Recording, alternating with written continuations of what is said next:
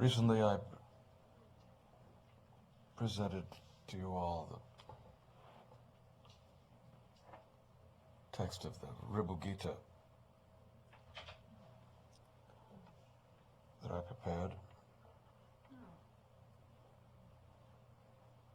And that was the first of the traditional texts that I'm preparing for a book which I spoke of at the time.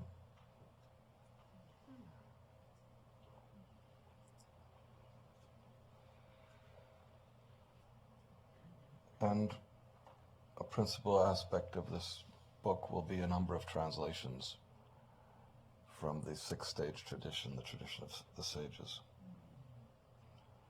or the Avataric tradition, the non-dualist tradition, but also there'll be texts from the Buddhist tradition, also in this six-stage mode.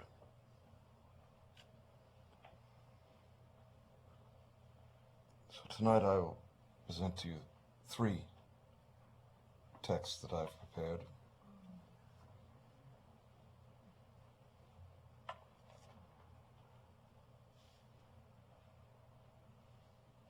These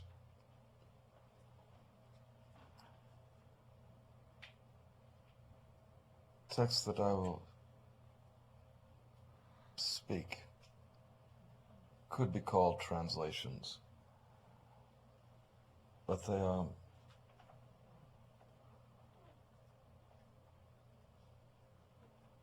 not translations in the conventional sense of a scholar's effort to make a word-by-word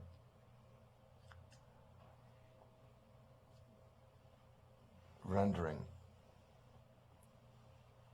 of some pre-existing text.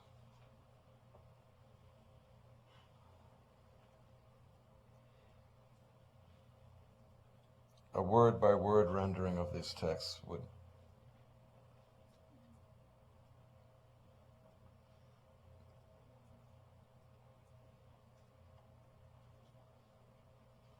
well, first of all, there is no such thing,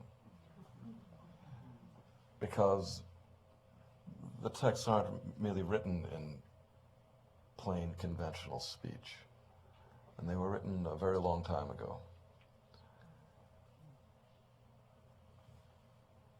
How long ago is not exactly, cannot exactly be determined.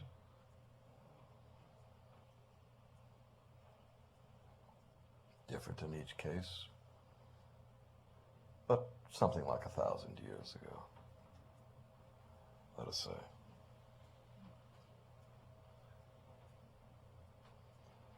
And there are some existing translations of these texts, translations in English.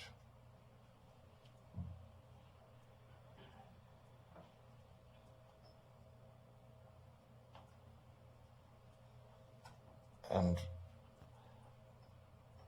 those translations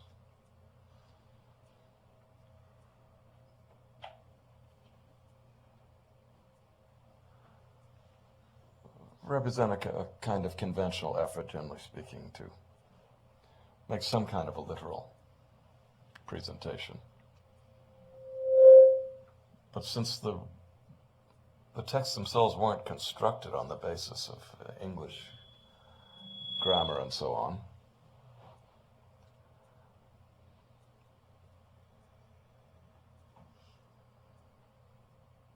they can't merely be spoken in a word-for-word manner.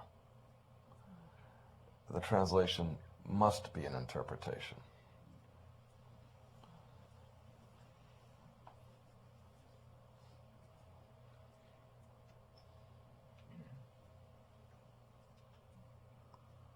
Therefore, what is the point of a rendering of a text if the rendering is made by someone who hasn't realized the truth of the text?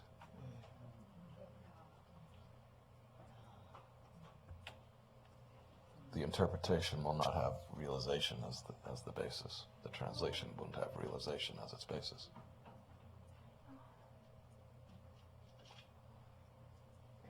presentation of a text, then, is a teaching matter. It must be done on the basis of realization.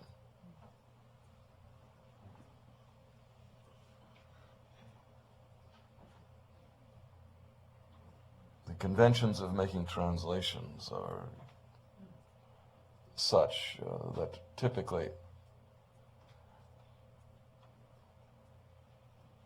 well, first of all, the translations are not done by realizers typically.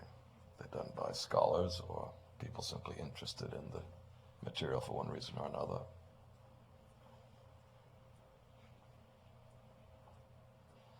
And the typical approach is to make something relatively literalistic, but also to supply the reader with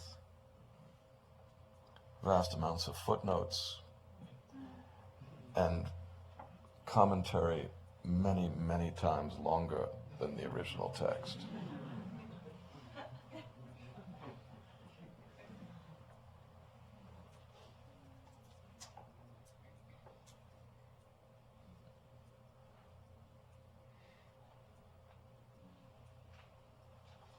If realization is the case, then these texts can be respoken or spoken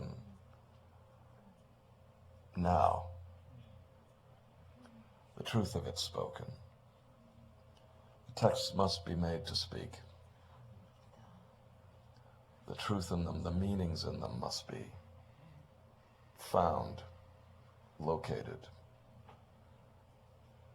and rendered in a speech that is comprehensible. Fully rightly done, then, the rendering of the text should not require any further commentary. The text should be plain spoken just as it is.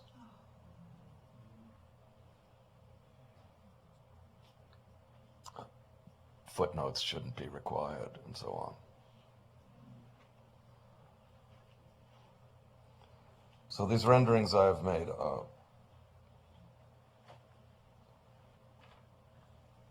plain spoken, speaking the truth of these texts.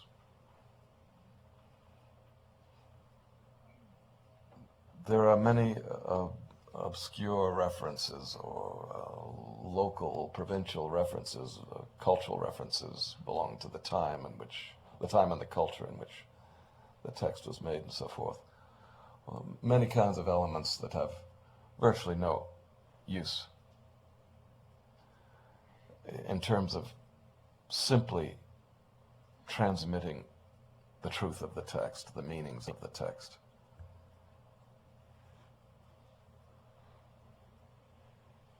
It's necessary then for the text to be spoken effectively for the first time, to simply be uttered. So I haven't made translations, I have simply spoken these texts myself.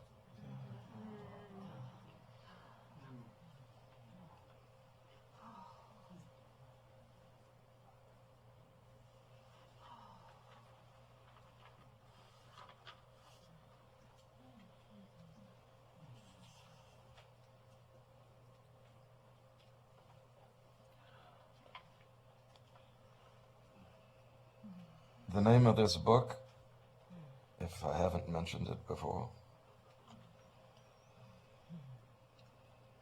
the title of this book is.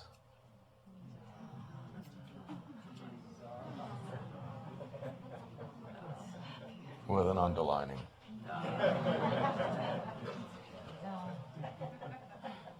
There is a subtitle also.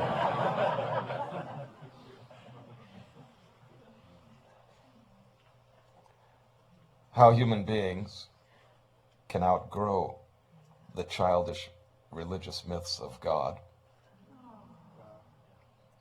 and the adolescent scientific myths of reality by directly realizing the spiritual, transcendental, and divine nature of reality itself.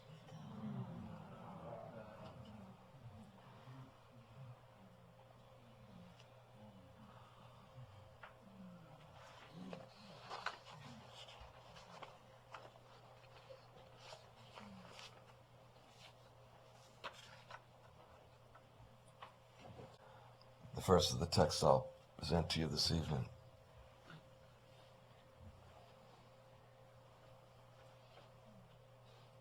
is originally called Manisha Panchakam.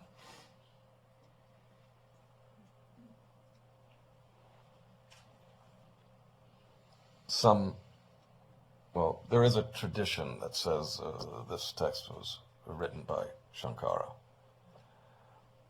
but this is not taken seriously, generally speaking, by scholars in the present day. So it need not be presumed this text is by Shankara, but it is after Shankara, post-Shankara. It's from the tradition associated with Shankara and with Advaitism.